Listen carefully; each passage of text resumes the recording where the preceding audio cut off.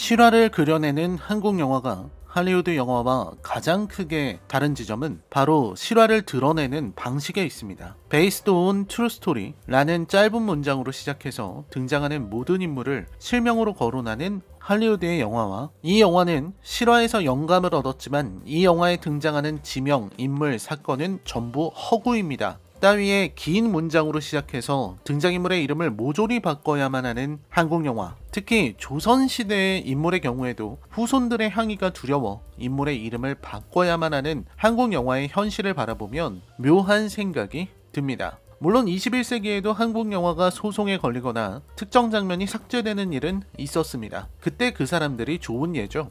그로 인해 우리는 민감한 현대사 영화에서 등장인물들이 모조리 이름을 개명당해야 하는 상황에 처하게 되었습니다. 그리고 이로 인해서 우스꽝스러운 일들이 생겨나는 거죠. 지금 리뷰할 이 영화 킹메이커도 마찬가지입니다. 실화를 바탕으로 했지만 캐릭터의 이름을 바꿔버린 작품. 캐릭터의 이름이 다르고 어디까지나 허구이기 때문에 느슨해지는 지점이 분명히 있습니다. 책임이 작아지는 만큼 실화 바탕 이야기의 힘도 줄어들기 때문입니다. 우리나라에서 실화 바탕의 영화가 나올 때마다 지적하는 문제이기는 한데 저는 이제 의문이 들더군요. 이걸 용기의 문제로 몰아가도 되는 것일까? 하는 의문입니다. 조선시대 인물마저도 소송에 걸리는 지금 사회 분위기에서 현실에 존재했던, 그리고 지금도 살아있는 사람들을 실명으로 거론하는 것이 이 사회에서 받아들여질 수 있는 문제일까요? 영화를 만드는 사람들에게 왜 용감하게 실명을 쓰지 않느냐고 묻는 건 촌극일 수도 있습니다. 여기는 할리우드가 아니고 영화인들은 대부분 생업에 종사하는 사람들입니다.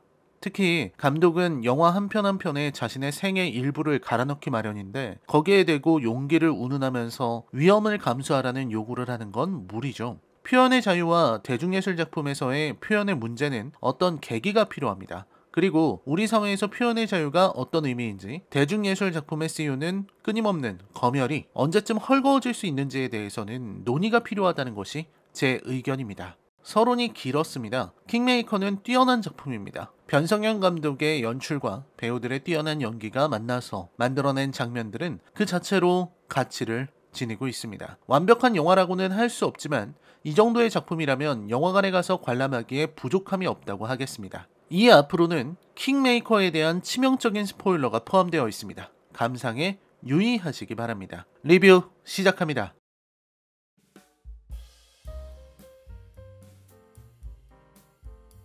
빛을 내는 사람이 있습니다. 비록 지금은 미약하지만 분명히 빛나고 있는 사람. 그 빛이 너무나 소중해서 꺼지도록 두기에는 너무나 안타깝다고 생각한 또 다른 사람이 있죠. 저 사람이 더 넓은 세상에 나아가서 더 많은 사람들에게 빛을 비춰주었으면 좋겠다. 그래서 세상이 더 밝아졌으면 좋겠다. 오직 그 바람만 가지고 빛나는 이의 곁에 있기를 바랐던 그림자 속의 인간은 어느덧 빛을 동경하게 됩니다. 저 빛이 나에게도 비추었으면 하는 바람. 남자의 선택은 틀리지 않았습니다. 빛나는 사람은 자신이 봤던 빛을 그림자 속의 남자에게도 나눠주려 한 겁니다. 마침내 그림자에서 벗어나 빛의 세계로 나오는 순간 그림자 속에 숨어있던 그 남자의 얼굴은 너무나 흉측해서 아무도 봐주려고 하지 않았습니다. 킹메이커의 이야기를 요약한다면 이런 우화가 될 수 있지 않을까요? 영화는 그림자 속의 남자 서창대가 빛나는 사람 김은범을 찾아가면서 시작합니다. 존경받는 정치인의 모든 것을 갖추고 있고 희망도 미래도 있는 사람이지만 정작 승리가 없었던 김은범. 창대는 그런 운범에게 승리를 가져다 주려 합니다. 그걸 위해서 창대는 수단과 방법을 가리지 않습니다. 이기기 위해서는 어떤 수단이라도 쓴다. 운범은 그런 창대에게 이 꽃이 무엇이냐고 묻습니다. 창대는 꽃의 이름을 말하며 독초인데 약으로도 쓴다고 말합니다. 쓰임에 따라서는 약이 될 수도 있다.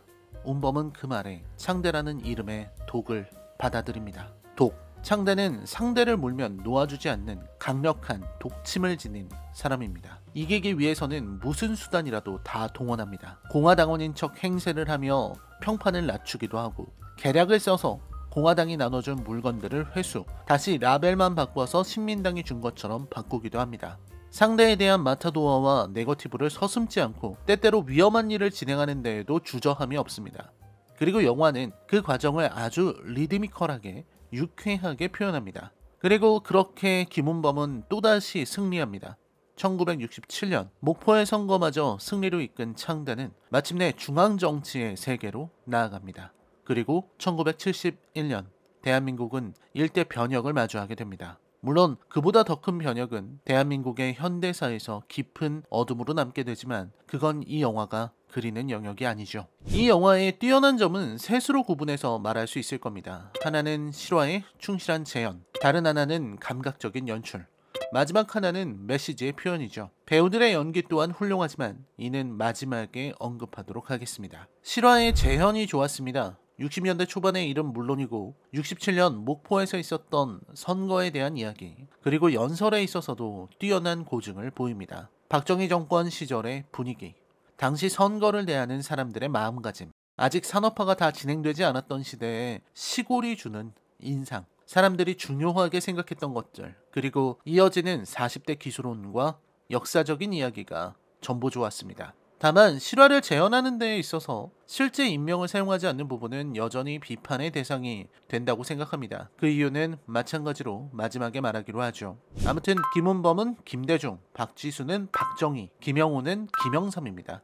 그리고 40대 기술론에 나오는 신민당 총재는 물론 유진산이고 김대중, 김영삼, 이철승이 모두 등장하는 장면도 인상적입니다. 이들의 행보와 사건은 전부 실제 있었던 일입니다. 40대 기술론 때 사람들이 유진산을 바라보던 시선, 사쿠라 논란, 대선 후보를 뽑는 순간에 한번 무효표가 나오고 이후 김대중 후보가 승리한 것도 그대로입니다. 이 정도면 뛰어난 고증이죠. 그리고 서창대의 행보 역시 실제 엄창록의 행보를 닮았습니다. 실제 엄창록도 이북 출신이고 약방을 했다고 하죠. 그리고 1971년 대선을 앞두고 중앙정보부에서 사람이 나온 후 자취를 감췄다고 하는데 여기에서부터 영화는 픽션을 섞기 시작했습니다. 물론 김대중과 엄창록의 관계와 친밀함의 정도, 나누는 대화들은 모두 픽션일 것이고 이는 아주 잘 표현되어 있습니다. 역사적 사실과 픽션의 허구가 이렇게 잘 어우러지는 영화도 찾기 쉽지 않죠. 연출은 전반적으로 훌륭합니다. 우선 가장 쉽게 눈에 들어오는 건 마치 다큐멘터리의 자료 화면처럼 연출된 장면들입니다. 실제 TV 뉴스로 나왔던 내용을 배우들로 교체해서 좀 더 영리하게 표현했습니다. 자료를 그대로 가져오는 것과는 다른 맛이기는 하지만 저는 이 표현이 좋았습니다. 누가 봐도 이게 60년대에 나온 이야기고 실제 사건을 재현했구나 하는 걸 단번에 이해하게 만드는 좋은 표현이었다고 생각합니다. 그리고 빛의 표현이 참 좋습니다. 마치 뮤직비디오 감독들이 보여줄 법한 세심한 빛의 표현과 연출이 인상적입니다. 누가 뭐라고 해도 영화는 빛의 예술입니다. 이 영화의 장면들이 하나씩 기억에 깊은 잔상을 남기는 것도 빛의 활용에 있을 거라고 저는 생각합니다. 그리고 대비, 콘트라스트도 물론 인상적이죠. 김은범은 빛의 세계에 사는 사람, 서창대는 그림자의 세계에서 사는 사람. 영화는 이를 아주 선명하게 보여줍니다. 김은범과 서창대는 금방 갈등했죠. 2번이나 당선되었지만 김은범은 서창대의 방법이 싫었습니다. 그래서 서창대는 사실상 좌천된 상황이었어요. 목포에서의 첫 연설에 찾아온 창대의 반응에서 알 수 있습니다. 창대는 여전히 운범의 엄청난 연설 능력에 감탄하죠. 하지만 창대의 아내는 당신 때문에 당선되었는데 어떻게 자리 하나를 안 주냐는 말을 합니다. 그리고 이 말은 창대의 내적 갈등으로 계속해서 남아있게 됩니다. 왜 나에게는 빛이 비추지 않는가 하는 불안과 채울 수 없는 갈망. 다시 찾아온 창대에게 운범이 밤늦게 대화를 나누는 장면. 둘이 나란히 앉아서 대화를 합니다. 그때 운범이 몸을 앞으로 기울여서 이야기를 하기 시작하죠. 운범의 몸이 빛을 가려서 창대가 앉은 곳에만 그림자가 깊게 생깁니다. 빛의 세계에 사는 사람과 그림자의 세계에 사는 사람을 영화는 한 장면에 담아냅니다. 그림자 안에서 창대는 운범의 말을 듣습니다. 그렇게 이야기를 듣던 창대가 운범에게 바라는 것도 없고 그저 세상이 바뀌는 것을 보고 싶고 그럴 수만 있다면 무엇이든 하겠다고 말하는 순간 차량이 지나갈 때의 빛이 운범과 창대를 동시에 스칩니다. 잠깐뿐이지만 둘을 함께 빛나게 해주는 빛. 비록 함께 빛나기는 하나 찰나에 불과한 그 순간은 이 영화에서 둘의 관계가 아주 잠깐 빛나고 말 한계를 지닌 관계임을 드러내는 겁니다. 이 영화 전체를 관통하는 명장면이죠. 둘의 관계는 계속해서 빛과 그림자로 이어집니다. 창대의 목표대로 운범이 성장할 때마다 운범은 더욱 강한 빛을 받게 되고 그럴수록 그림자는 깊어집니다. 그렇게 창대는 빛을 동경하죠. 자연스러운 욕망입니다. 처음에야 아무것도 바라지 않고 그저 대의를 위해 빛에 이끌려서 뭐든 할 수 있을 것 같지만 시간이 지날수록 내 몫이 생각나는 것이 사람이기 때문입니다. 왜 나는 챙겨주지 않는가? 왜 나에게는 기회가 오지 않는가? 나는 이렇게 똑똑하고 나도 이렇게 잘할 수 있는데 왜 나는 저 사람처럼 될 수 없는가? 너무나도 동경하고 너무나도 갈망하는 사람이기 때문에 마음속에서 그 사람의 모습이 커가면 커갈수록 그 사람과 닮고 싶다, 내가 그 사람이 되고 싶다는 욕망이 커지고 그 욕망은 사람을 뒤흔듭니다. 언제나 그렇듯이. 창대가 공을 세우고 그 욕망을 뚜렷하게 드러내자 마침내 운범은 기회를 줍니다. 운범이 준 기회는 곧 빛의 세계에 창대를 세우는 겁니다. 창대는 이 기회를 소중하게 여깁니다. 그토록 받고 싶었던 빛이고 그토록 자신을 견제하던 박 비서관도 창대를 인정했으니까요. 그러나 그건 둘의 다름을 드러내는 일이었습니다. 그림자에 익숙했던 창대는 빛의 세계로 나오면 적나라하게 드러날 자신의 맨 얼굴을 모르고 있었습니다.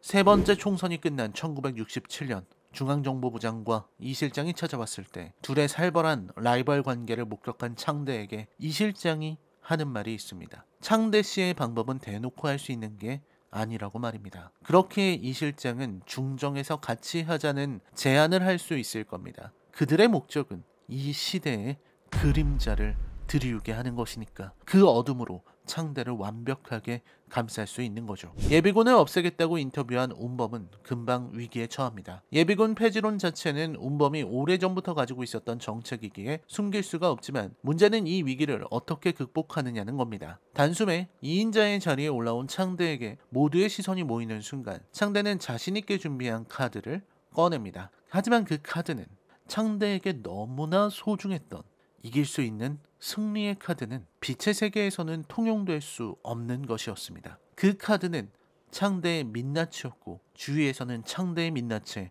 경멸의 시선을 보냅니다. 이미 창대는 빛의 세계에서 살기에는 너무나도 어둠이 익숙해져 버린 겁니다. 어두운 곳에 있다 보니 그 어둠에 물들어 버린 겁니다. 그리고 마침내 선을 넘는 장면도 저는 잘 연출되었다고 생각합니다. 창대의 입장에서는 운범을 마치 자기가 만든 것만 같습니다. 모든 것이 자신의 뜻대로 되었다고 생각하죠. 그리고 그걸 입 밖으로 냅니다. 제가 선생님을 당선시킨 거라고. 그때 영화를 보는 관객도 운범도 고개를 가로젓습니다.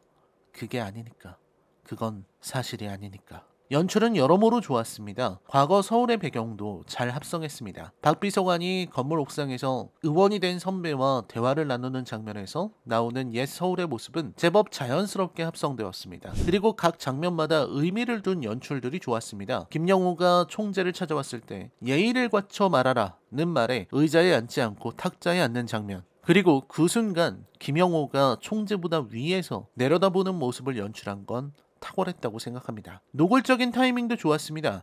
처음 창대가 운범을 찾아오고 당신 누구냐는 질문에 저는 하고 입을 떼는 순간에 화면에 킹메이커라는 타이틀이 뜨는 장면이라든지 창대가 운범의 연설을 보고 택시에서 아내와 아들과 대화를 나누다가 내가 좋은 자리를 얻으면 나쁜 놈들 좋은 일 시키는 거다 라고 했을 때 아들이 나쁜 놈들이 누군데? 하고 묻자마자 박 대통령과 그 측근들이 나오는 장면 전환 같은 것들이죠. 마지막까지 메시지를 전달하는 모습도 좋았습니다. 운범에게는 목적이 무엇보다도 중요합니다. 하지만 창대는 수단에만 목을 매는 수단의 괴물입니다. 목적의 세계에서 살아가는 칸트적 인간인 운범은 창대의 수단을 받아들일 수 없습니다. 그렇기에 운범은 창대에게 국민을 말합니다. 창대는 비웃죠. 국민이 뭐냐고. 그들은 시키는 대로 하고 이끄는 대로 이끌리는 존재일 뿐이라고. 마치 국민을 개, 돼지로 비유했던 누군가가 떠오르는 일이죠. 운범은 그런 창대와 함께 할 수 없습니다. 운범에게 국민은 그 자체로 추구해야 할 가치이기 때문입니다. 그리고 자신에게 너무나 잘 어울리는 중정으로 간 창대. 창대와 중정이 만든 합작품은 그야말로 참담한 것이었습니다. 지역 감정을 만들어낸 거죠. 지역으로 갈라쳐서 상대에게 프레임을 씌운다는 계략. 창대답다면 너무나 창대다운 계략이고 더럽다면 너무도 더러운 계략입니다. 대한민국의 역사에 길이 남을 우리 국민들을 싸우게 하고 상처를 남길 가장 잔혹한 짓을 행한 셈입니다. 증오는 혐오는 서로를 집어삼키고 증오에 사로잡힌 이들은 맹목적으로 상대를 미워합니다. 그렇게 수십 년을 이어갈 구도가 완성됩니다. 그 완성의 순간에 이 실장은 정의를 말합니다. 이기는 쪽이 정의다. 늘 이기기 때문에 정의는 이쪽에 있는 것이다. 창대는 그런 이 실장에게서 자신의 얼굴을 봅니다. 창대가 이 실장의 말에 불쾌감을 느끼면서 동시에 충격을 받았던 건 이 실장의 얼굴이 자신과 닮았기 때문입니다. 그림자의 세계에서 살면서 일그러진 이의 얼굴, 그의 논리. 그래서 창대는 더 이상 운범의 곁으로 가지 않습니다. 그를 상처 입혔고 그를 떨어뜨렸습니다.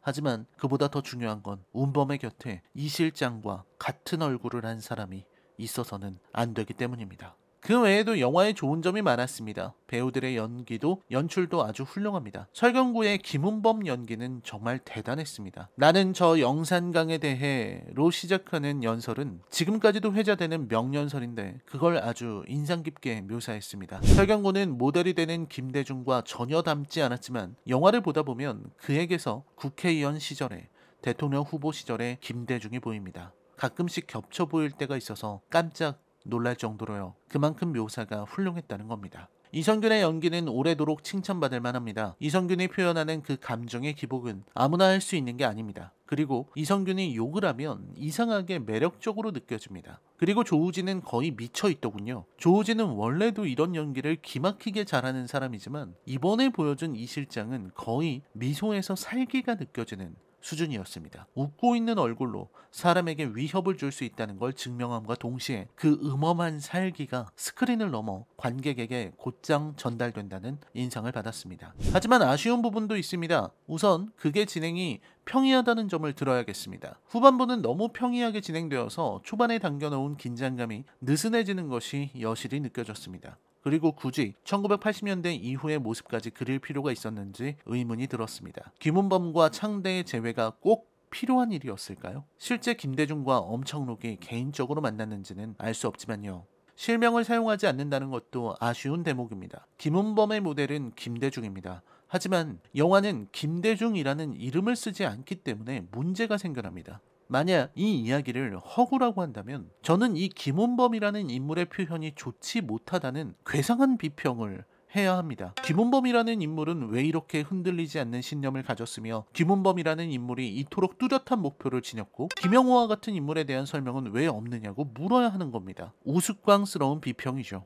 이 영화가 납득이 되는 이유는 우리가 이 영화에 나오는 김대중, 김영삼, 박정희, 이후락, 이철승, 유진상 같은 이들을 모두 알고 있기 때문입니다. 그러니까 설명이 필요 없는 건데 정작 실명을 쓰지 못하니 아이러니죠. 마지막으로 저는 박정희의 표현이 아쉬웠습니다. 박지수라는 인물인데 이 사람은 누가 봐도 박정희죠. 다만 박정희라는 인물을 너무 표면만 그려낸 것 같다는 인상을 받았습니다. 필요 없어지면 가차없이 사람을 잘라내는 오야지. 이는 사람을 잘라내기 위해 고통을 감내하는 김은범과 차이를 보입니다. 하지만 그걸 제외하면 너무나 기호화된 인물이라는 생각이 들었습니다. 박정희스러운 말투며 선글라스며 행동이며 그 모든 것이 너무나 정형화되어 있어서 오히려 개성이 없어집니다. 나중에는 박정희가 나와도 아무 생각이 안 들어요. 생명력이 느껴지지 않는 인형 같았습니다. 이 실장을 연출하는 노력의 절반 정도만 박지수라는 캐릭터에게 부여했어도 영화의 깊이가 달라졌을 거라고 저는 생각합니다. 제목의 아쉬움도 지적해야 합니다. 이 영화는 킹메이커라는 제목을 지녔지만 정작 창대는 킹메이커가 아닙니다. 이는 단순히 창대가 운범을 대통령으로 만들지 못해서가 아닙니다. 창대가 지닌 능력이 전부라고 말할 근거가 없기 때문입니다. 창대는 뛰어난 수단을 가졌지만 그 수단만으로 왕은 탄생될 수 없습니다. 운범은 이를 부정합니다. 김은범이라는 인물, 그가 지닌 민주주의를 향한 신념과 사람을 생각하는 마음은 창대가 만들어줄 수 없는 겁니다. 창대는 아무것도 만들지 못했습니다. 그래서 킹메이커가 아닙니다. 이미 김은범은 완성되어 있었으니까요. 그건 창대 같은 인물이 만들어줄 수 있는 게 아니니까요.